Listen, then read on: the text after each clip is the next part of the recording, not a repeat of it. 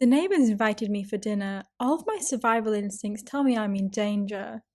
My next door neighbours are an odd bunch. Sure, they have top of the line furniture and vehicles, but everything was honestly quite outdated.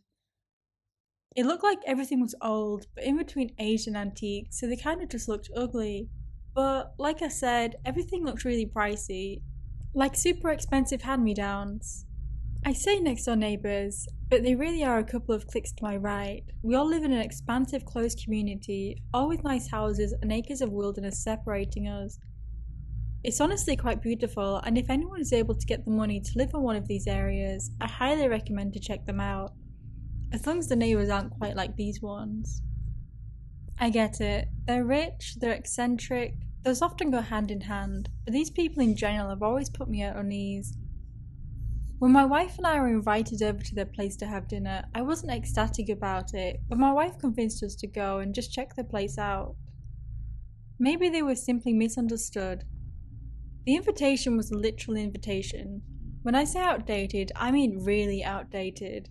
We had a letter hand-delivered to our residence by their butler, who also gave me the creeps, and we opened it up to find the invitation beautifully handwritten inside with amazing calligraphy. The letter, word for word, went like this. Welcome Mr. and Mrs. Redacted. Sorry for such a late welcoming letter. We seldom have the time for such formalities, but found some for tomorrow.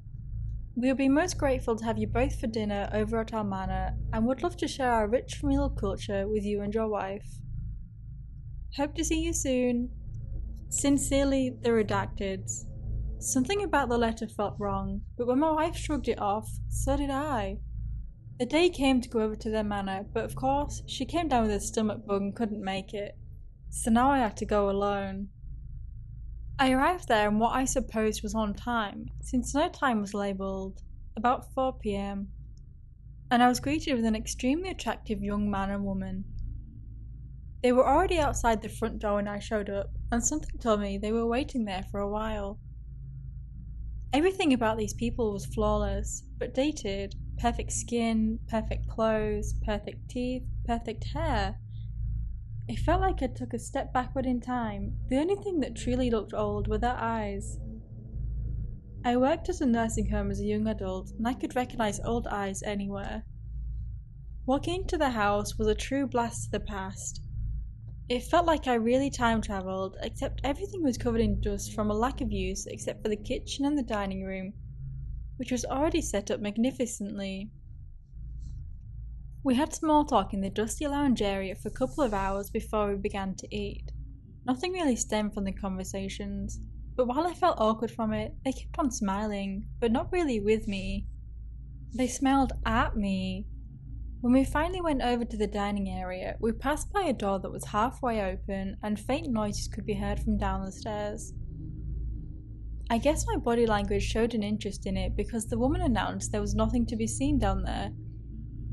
Twirled her finger and the door magically slammed shut. I thought I must have been seeing shit, but they kept on heading, so I followed. Every survival instinct inside of me told me to leave right away, but I wouldn't be telling this story if I did. We sat down to eat and started off with some wine. As soon as the first sip hit my lips, I felt an instant craving to eat.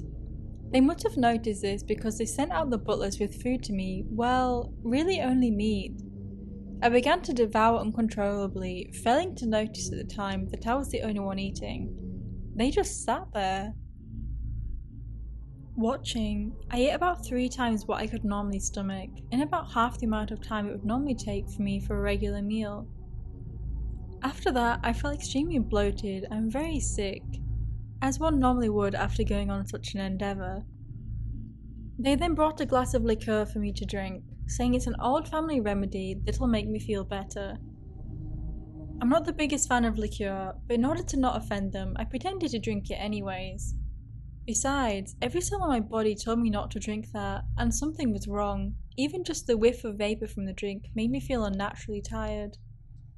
Deciding that I need to purge what I ate immediately, despite it tasting so good, I feigned stomach issues and asked where the nearest restroom is.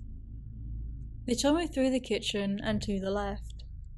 I get up and walk to the kitchen. After I was out of sight, I walked a little faster. almost breaking into a light jog. I noticed that absolutely no one was in the kitchen right now and found it sinister. Looking around, I noticed mine and my wife's photo laying on one of the counters. Curiosity gets the best of me, so I detoured to take a look. I probably should have left by now, but I needed to find out why the photo was there. Before I headed over, something about the invitation came to mind after seeing a cookbook next to the picture. Next to the photo was that old, tattered, handwritten cookbook, already open to a page. I didn't pay too much attention until I saw a detailed drawing of the human anatomy. There was no title on the page, but it was the last words on the page that struck me. Flesh is most potent when victims consume its own kind. And then my stomach gurgled.